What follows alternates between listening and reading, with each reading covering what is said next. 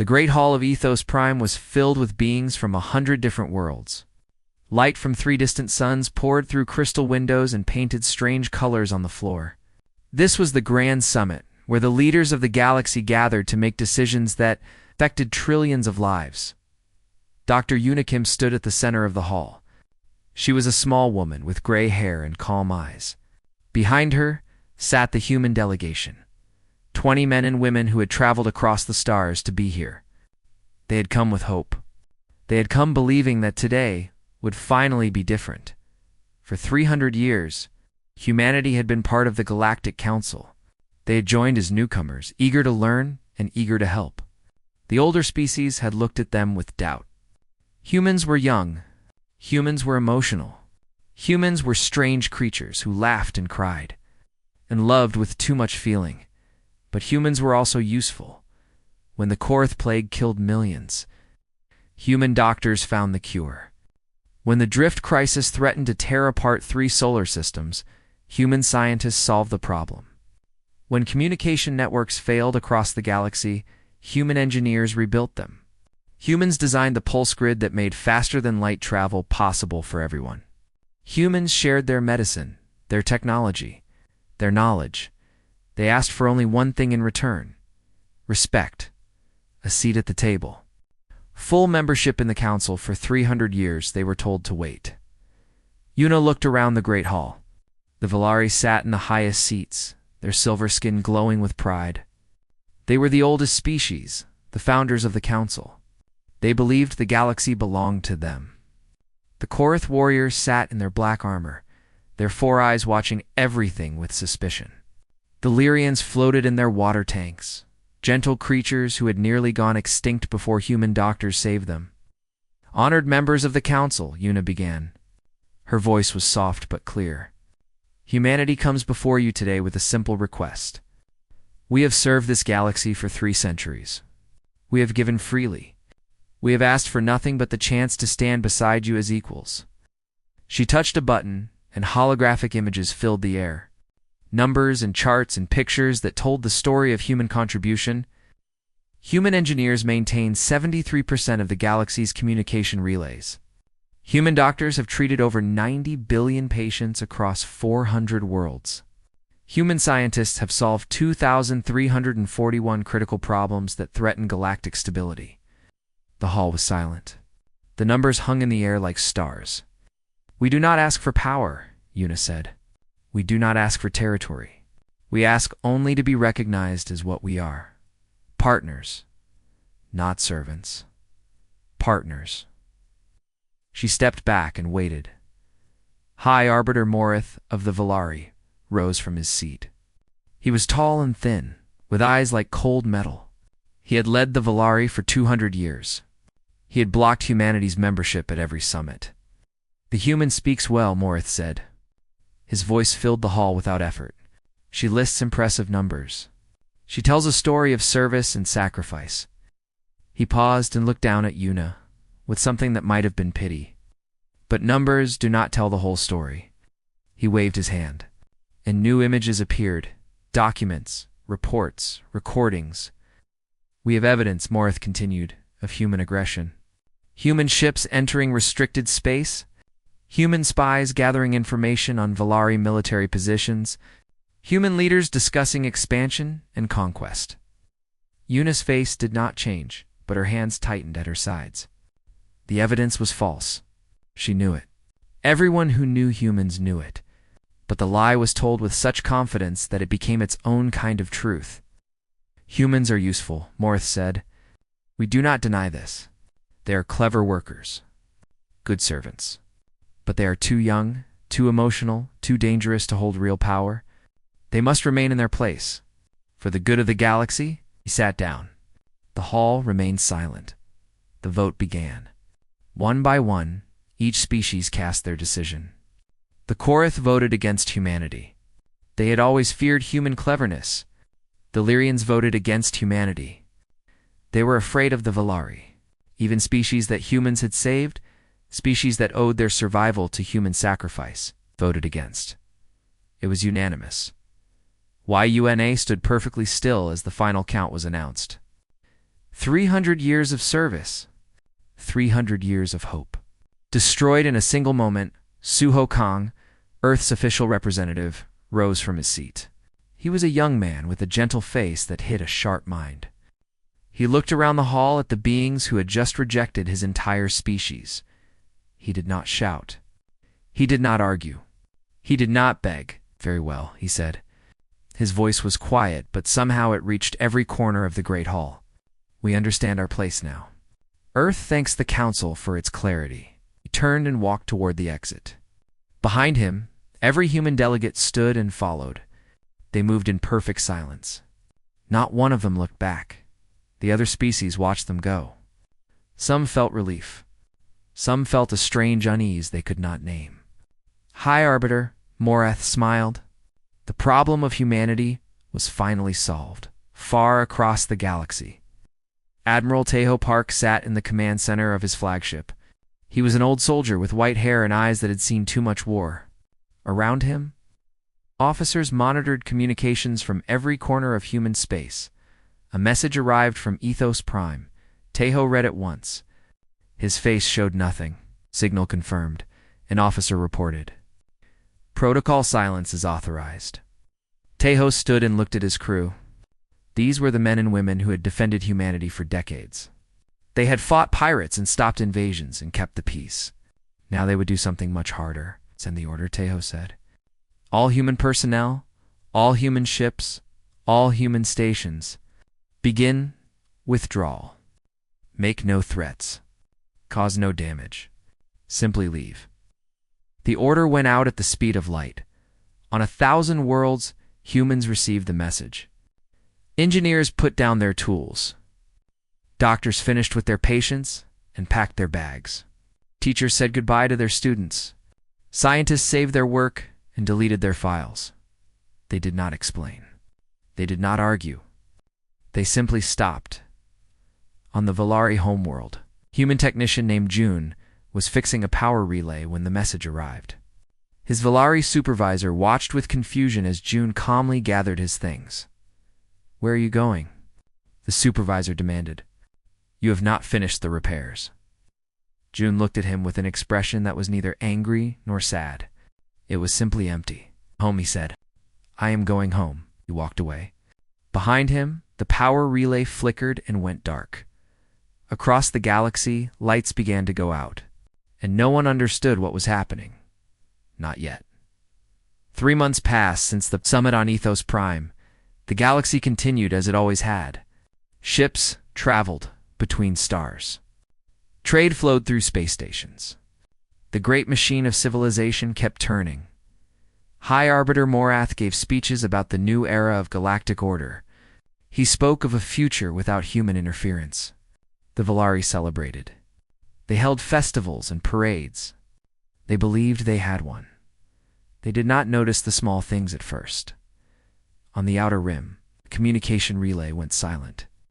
It was a small station, far from important worlds. A Korath technician was sent to repair it. He arrived and stared at the machines with confusion.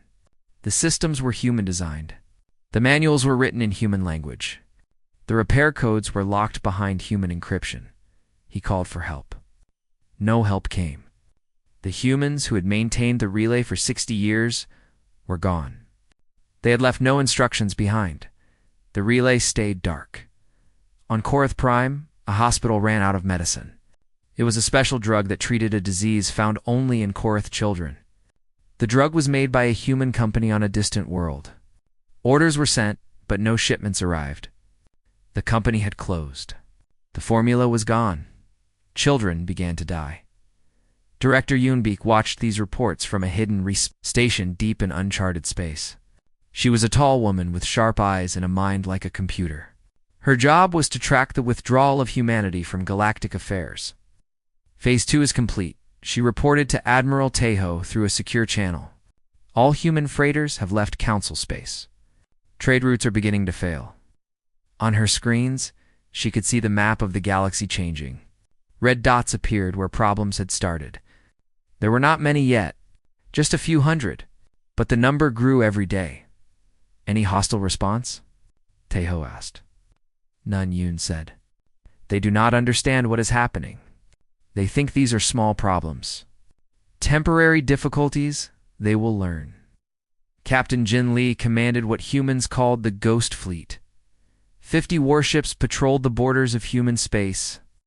They were the best ships humanity had ever built. Armed with weapons no other species could match, but they never fired. Jin was a cold man who spoke few words. He had fought in 3 wars and lost his family to Valari politics. He had every reason to want revenge. Instead, he simply watched. A Valari patrol approached the border. Jin's ships moved to meet them. The Valari commander demanded to know human intentions. Were they preparing for war? Were they planning an attack?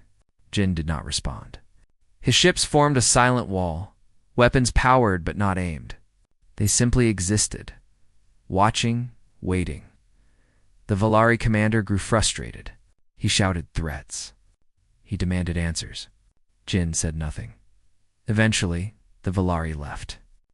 They had learned nothing. They had gained nothing. They had only felt the strange weight of human silence pressing against them. Far from the border, Commander Hannah Choi led the Greats. T construction project in human history. In a system that appeared on no map, humans were building a new home. Generation ships the size of small moons were being assembled. Hidden colonies were being established on worlds no alien had ever seen. Factories produced everything humanity would need to survive alone. Farms grew food. Schools taught children. Hospitals treated the sick. Earth was not just leaving the galaxy. Earth was disappearing. Hannah stood on the bridge of the construction flagship and watched thousands of workers moving through space. They worked in silence, driven by a shared purpose that needed no words. How long until we are self-sufficient? She asked her deputy, a young engineer named Hugh. 2 years, he said. Maybe less. The agricultural ships are ahead of schedule. The medical facilities are complete. Hannah nodded. Good. We must be ready for anything. Do you think they will attack us? Hannah thought about this question. The Valari had the largest military in the galaxy. The Korath were fierce warriors. If they combined their forces, they could crush humanity, but they would not. They need us too much, she said. They just do not know it yet. On the Lyrian homeworld, Counselor Idris swam through his chambers in growing panic. He was a gentle creature, more diplomat than warrior. He had voted against humanity at the summit because he was afraid of the Valari. Now he was afraid of something else. He had been studying the data. Human ships carried 40% of galactic trade. Human engineers maintained 70% of critical infrastructure. Human doctors treated diseases that no other species understood. Human scientists had invented technologies that everyone used but no one else could repair. Humanity is not just a member of the galactic community. Humanity was the foundation that held everything together, and that foundation was crumbling. Idris tried to warn the council. He presented his findings at an emergency meeting. He showed them the numbers, the projections, the terrible future that awaited if humanity did not return.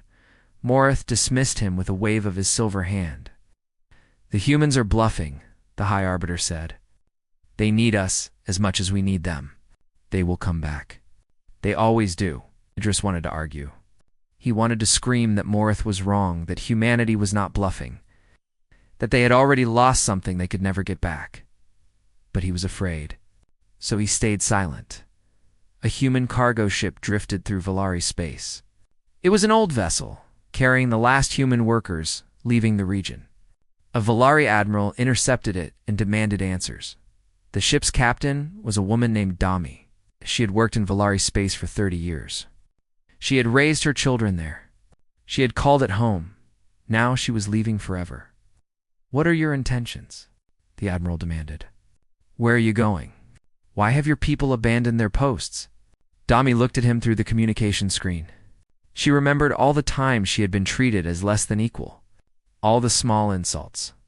All the denied opportunities. All the moments when she was reminded that she was just a servant. No matter how hard she worked, she smiled. It was not a happy smile.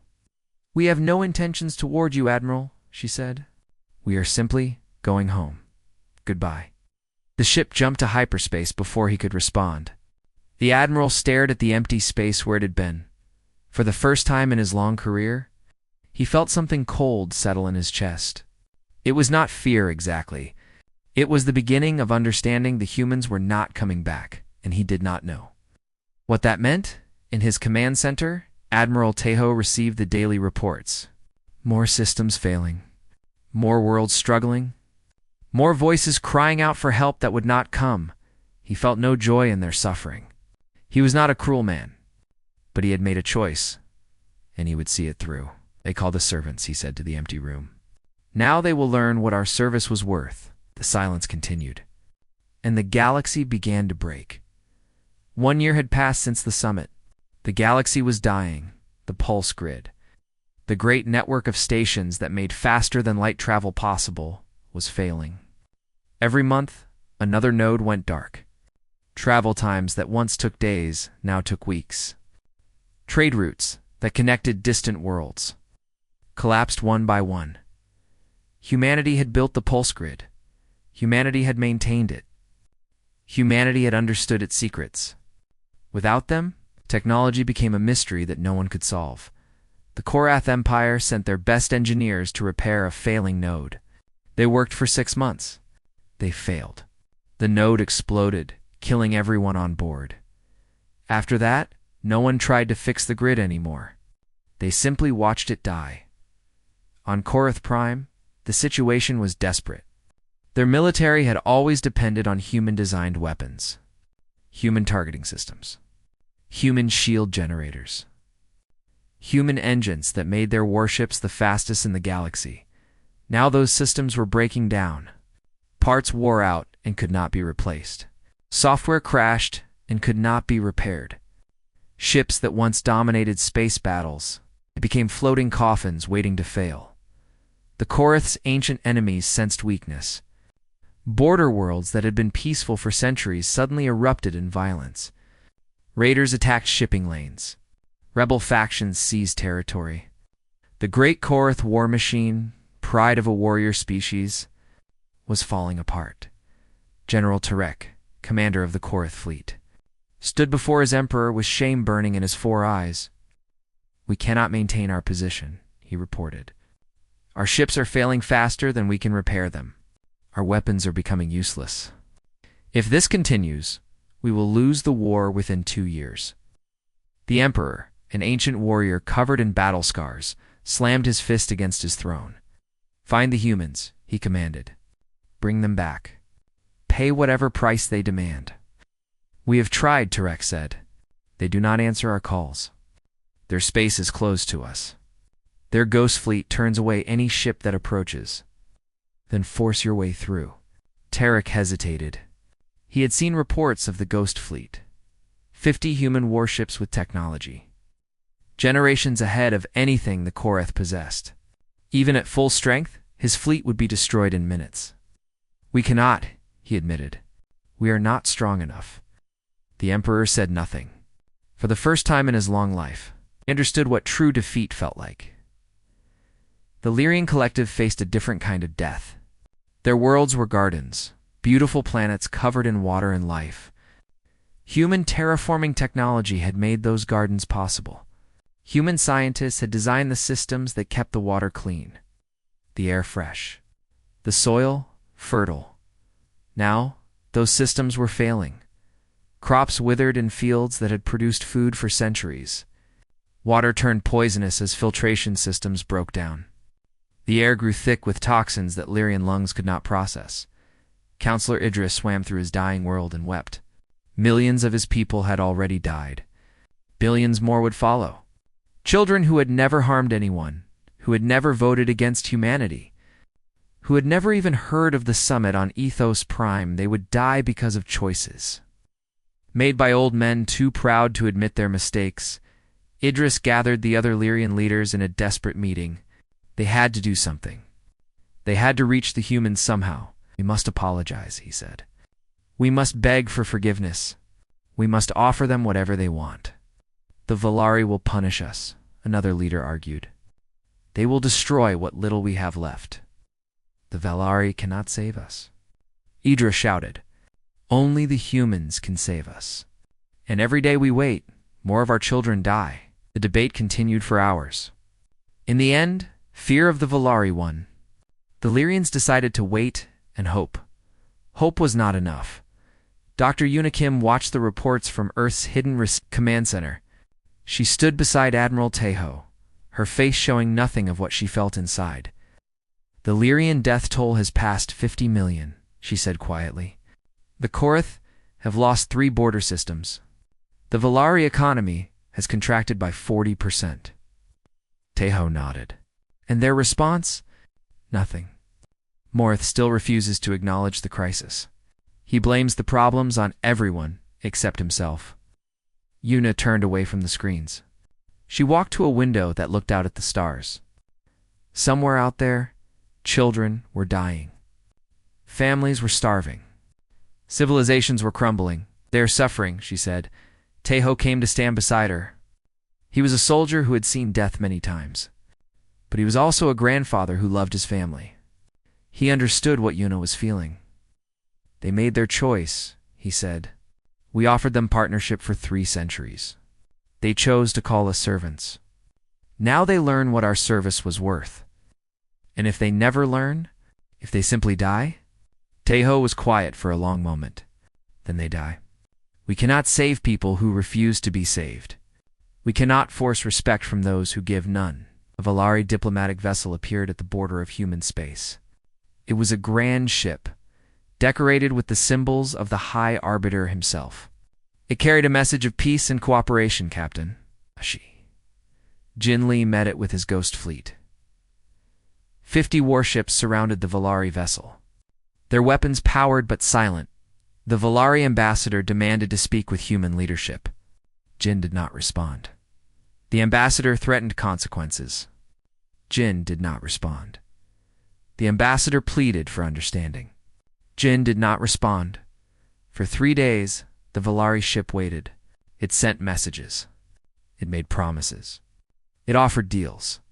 The humans said nothing. Finally, Jin's fleet escorted the Valari ship back to the border. They watched it leave. They fired no weapons. They spoke no words. The ambassador returned to Morith with nothing but silence. High Arbiter Morath stood in his private chambers, staring at a holographic map of the galaxy. Red zones covered almost half of known space. Zones where systems had failed. Zones where conflicts had erupted. Zones where civilization was dying. His advisor, a young Valari named Sen, stood nearby with fear in his eyes. High Arbiter, Sen said carefully, the humans have not attacked us. They have not threatened us. They have not made any demands, I know, Morith said. They have simply stopped helping. They have simply walked away. I know, this is their war, High Arbiter. Their silence is their weapon, and we cannot fight what we cannot see. Morith's hands trembled as he gripped the edge of his desk. He was old. He was proud. He had ruled the Valari for 2 centuries. He had never been defeated in politics or war, but he had never faced an enemy like this. An enemy that did not attack. An enemy that did not threaten. An enemy that simply disappeared and let the universe collapse in their absence. What do they want? Morith whispered. What do they want from us? Sen did not answer. He did not know. Perhaps no one knew except the humans themselves, and the humans were not talking. In the darkness of space, human ships moved through systems that no map showed. Families built new lives on worlds that no alien had ever seen. Children learned history that included the story of the Great Betrayal. They were building a future without the galaxy. A future where humanity stood alone. They did not know if that future would ever include the stars again. They only knew that they would never be servants, never again. 3 years had passed since the summit. The Galactic Council existed only in name. Its great hall on Ethos Prime stood empty. Its laws meant nothing. Its power was gone. The Korath Empire had shattered into a dozen warring factions. Brothers fought brothers. Generals declared themselves emperors. The proud warrior species that had conquered half the galaxy was now destroying itself. Disease spread through their worlds. Plagues, they had thought defeated, returned with terrible fury. Human doctors had cured these diseases for free, asking nothing in return. Now those doctors were gone, and the Korath remembered too late what their kindness had meant. General Tarek, the last loyal commander, defended the imperial capital with a fleet of broken ships. He knew he could not win. He knew his people were dying. But he was a warrior, and warriors did not surrender. On his command deck, he watched enemy ships approach. His targeting systems flickered and failed. His shields operated at half power. His engines could barely move his flagship. "Today we die with honor," he told his crew. No one answered. There was nothing to say. The Lyrian Collective had lost 5 colony worlds. Billions of their people had died from starvation, disease, and environmental collapse. The beautiful water gardens that humans had helped them build were now poisonous swamps. Counselor Idris no longer attended meetings. He spent his days swimming through the ruins of his childhood home, remembering a time when the water was clean and the future seemed bright. He had voted against humanity because he was afraid. Now his entire species was paying for his fear. He had begun compiling a record. Every contribution humanity had made to the galaxy. Every cure they had developed. Every problem they had solved. Every life they had saved. He called it the ledger, and he worked on it every day, adding more numbers, more names, more evidence of what the galaxy had thrown away. No one asked to see it. No one wanted to admit the truth. The Valari Dominion maintained its pride in public. High Arbiter Marath still gave speeches about Valari superiority. He still blamed the crisis on everyone except himself. He still refused to apologize or admit any mistake, but privately, the Dominion was falling apart. Their economy had collapsed. Their factories stood empty. Their people went hungry while their leaders lived in luxury. Whispers spread through the streets that the humans had cursed them, that the silence was a punishment from the universe itself. Young Valeri, who had never known the old days, asked dangerous questions. Why did the humans leave? What did we do to them? Why won't anyone tell us the truth? Director Yunbeek sent an operative into Valari's space. His name was Haon, and he was the best spy humanity had ever produced. His mission was simple: watch and report. Haon traveled through Valari worlds in disguise. He saw hungry children begging in the streets. He saw hospitals without medicine and schools without teachers. He saw a proud civilization slowly eating itself from the inside. He sent his reports back to Earth through hidden channels. "They are destroying themselves," he wrote. "We do not need to do anything. Their arrogance is killing them faster than any weapon could." Admiral Tejo read the reports and felt nothing. He had moved past anger long ago, past sadness, past everything except a cold determination to protect his people. "Continue observation," he ordered. "Do not interfere." On a hidden world far from any map, Dr. Unikim addressed humanity's new government. Representatives from every human nation sat in a great chamber carved from living rock. They had come together as they never had before, united by betrayal, strengthened by isolation. Una stood before them with the ledger displayed on screens around the room. Not Idris's version, but her own. A complete record of everything humanity had given the galaxy over 3 centuries. 847 medical breakthroughs, she read. 2,341 engineering solutions. 94 billion lives saved.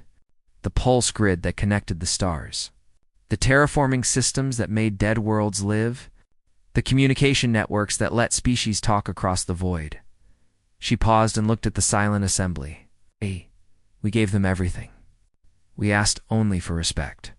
They gave us neither thanks nor recognition. They called us servants and useful workers. They took our gifts and spat on our hands.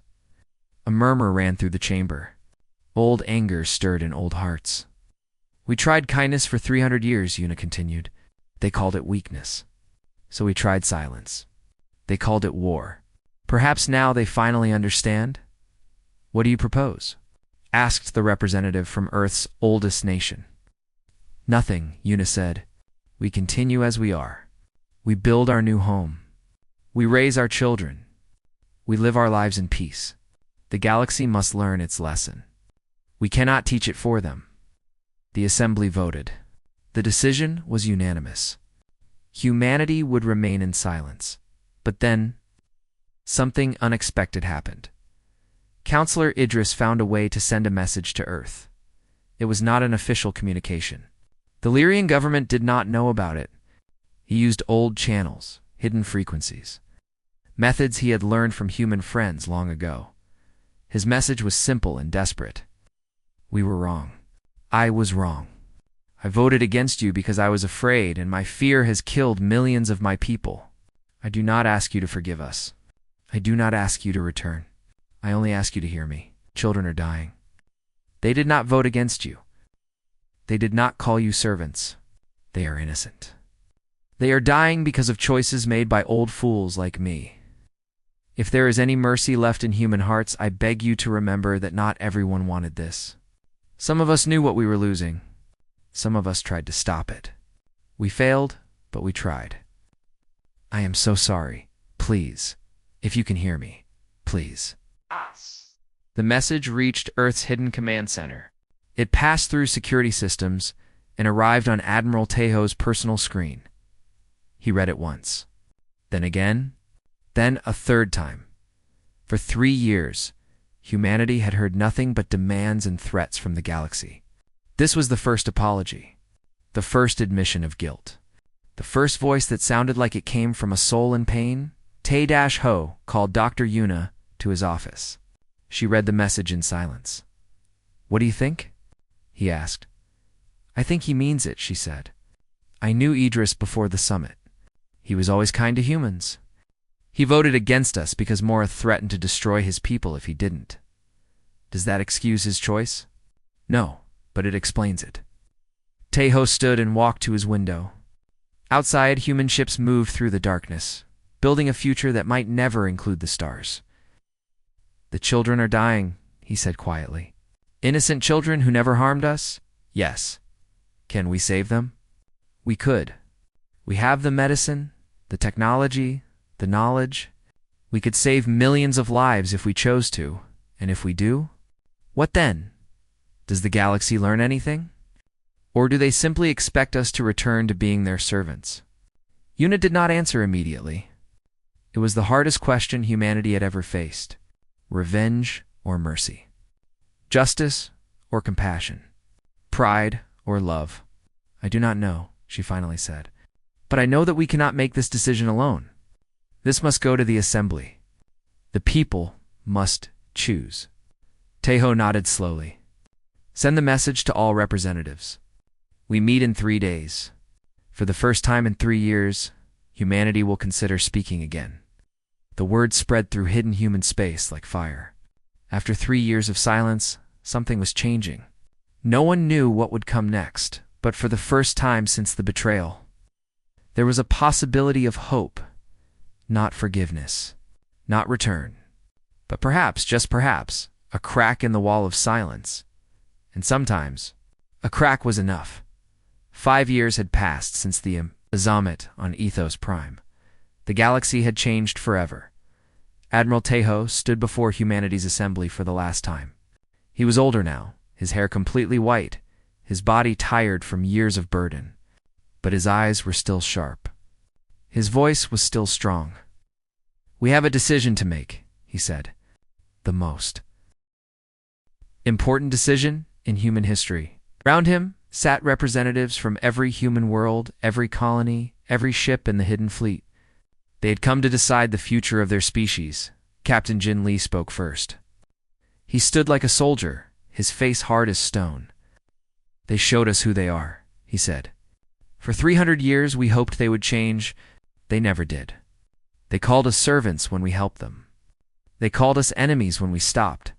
These are not people who deserve our mercy. Many heads nodded in agreement. The old anger still burned in many hearts. Commander Hannah Choi spoke next. She had built humanity's new home with her own hands. She knew what her people had accomplished in isolation. We have proven we do not need them, she said. Our colonies are thriving. Our technology has advanced beyond anything the galaxy has seen. We can survive alone, forever. We do not need to go back. She paused and looked around the chamber, but we could go back selectively. We could help those who deserve it, without forgiving those who do not. The Lyrians did not want to betray us. They were forced. The Korath were arrogant, but they are dying now. Not everyone in the galaxy is our enemy. Dr. Unikim rose last. She was old now, her hair silver, her hands trembling slightly. But when she spoke, everyone listened. We have proven our point, she said. The galaxy knows now what our service was worth. They know that we were never servants. We were the foundation that held everything together. She walked slowly to the center of the chamber. Now we must decide who we want to be. Do we want revenge? Or do we want change? Do we want to watch the galaxy burn? Or do we want to build something better? The children are dying, she continued. Innocent children who never hurt anyone. If we let them die when we could save them, what does that make us? Are we better than the Valari? Or are we the same? The chamber was silent for a long moment. Director Yunbeek stepped forward with new information. Her spies had reported from across the galaxy. The Valari Dominion is on the edge of total collapse, she said. If it falls violently, the resulting chaos will kill billions. Not just Valari. Other species will be caught in the destruction. Species that never harmed us. Teho listened to every voice. He considered every argument. Then he called for a vote. The decision was not easy. It took 3 days of debate. But in the end, humanity chose its path. They would end the silence. But they would not return as servants 1 week later. A single human fleet appeared above Ethos Prime. 50 warships, the finest in the galaxy, emerged from hyperspace and hung in the void like a silent judgment. Admiral Teho broadcast a message to every world that could hear. We were called servants, his voice echoed across the stars. We accepted the role because we believed in partnership. You taught us that partnership was a lie. For 5 years, we watched in silence as the galaxy we built collapsed. We watched your children starve. We watched your ships fail. We watched your civilizations crumble. We did not cause this destruction. We simply stopped preventing it. Now we offer something different. Not servitude. Not charity, contract. You need what we have. We will provide it. But we will provide it for fair payment, fair treatment, and full recognition. Any species that agrees will have access to human knowledge, medicine, and technology. Any species that refuses will be left alone. We wish them well, but we will not help. He paused, and his voice grew cold. The Valari Dominion is not eligible for any contract. They made their feelings about humanity clear. Let them live with the consequences of their clarity. We will not speak to them. We will not help them. They are dead to us. The message ended. The galaxy held its breath. The Korath Empire responded within hours. General Tarek, now the leader of a unified but broken people, sent a desperate acceptance. He agreed to every human term. He apologized for past arrogance. He begged for help. Human medical ships arrived at Korath Prime the next day. Human doctors treated the sick. Human engineers began repairing the broken fleets. Human teachers opened schools. But this time, they did not work for free. This time, there were contracts and payments and mutual respect. The Korath had learned humility through suffering. They would not forget the lesson. The Lyrians responded within minutes. Counselor Idris personally delivered their acceptance. Traveling to Ethos Prime on a dying ship that barely survived the journey, he met with Dr. Yuna. In a small room far from the cameras and crowds, they sat across from each other, 2 old souls who had seen too much. "Thank you," Idris said. His voice broke with emotion. "Thank you for hearing my message. Thank you for saving my people." Yuna looked at him with eyes that held both sorrow and compassion. "I cannot forgive what happened," she said. "But I can recognize that you tried.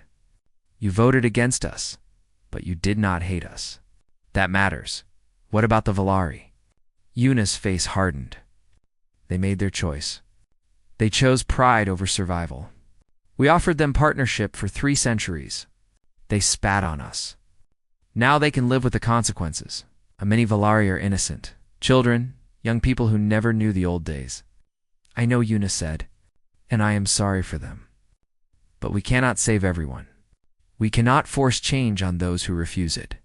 The Valari must learn for themselves. If they change, truly change, perhaps one day we will talk again. But not now. Now, they must face what they created. 5 years later, the galaxy had restructured around humanity. Trade routes followed human ships. Communication networks used human technology. Medical advances came from human laboratories. But humanity was no longer invisible. No longer taken for granted. Every contract was negotiated. Every contribution was recognized. Every human worker was treated with respect. The Valari Dominion had collapsed into a shadow of its former glory. High Arbiter Morath had died in disgrace, his name cursed by his own people. New leaders tried to reach out to humanity, but the silence held. The Valari had become ghosts, ignored by a galaxy that had learned to live without them. Dr. Yuna Kim, now very old, stood on a balcony overlooking Earth's capital city. Ships from a dozen species filled the sky, arriving for the new galactic summit. For the first time in human history, humanity would take its seat as a full and equal member. Her granddaughter, a young woman named Sua, stood beside her. She had grown up in the new era, knowing only a galaxy that respected her people. Was it worth it? Sue asked. The silence. The suffering. All those years of waiting. Yuna watched the ships descending through the clouds. She remembered the summit on Ethos Prime. The vote. The walkout. The long, cold years of isolation. We tried kindness for 300 years, she said. They called it weakness. So we tried silence. They called it war. She turned to her granddaughter with a small, sad smile. Perhaps they finally understand. When you walk away and the world collapses behind you, that is when they realize your true worth. And the Valari, will we ever forgive them? Yuna was quiet for a long moment. The question had no easy answer. Forgiveness must be earned, she finally said. Not with words, but with change. When the Valari become different people, when they teach their children the truth of what happened, when they build something better from the ruins of their pride, then perhaps forgiveness will be possible. And if they never change, then they will remain in the silence they created. That is their choice. We cannot make it for them. Sue nodded slowly. She looked up at the sky filled with ships from across the galaxy. All those species coming to meet with humanity as equals, coming to negotiate and trade and build together. We changed the galaxy, she said with wonder. No, Yuna replied. We showed the galaxy what it was missing. They changed themselves. The first summit of the new era began that day. Humanity took its seat at the great table, not as servants, not as workers, but as partners. The silence was over, but the lesson would never be forgotten.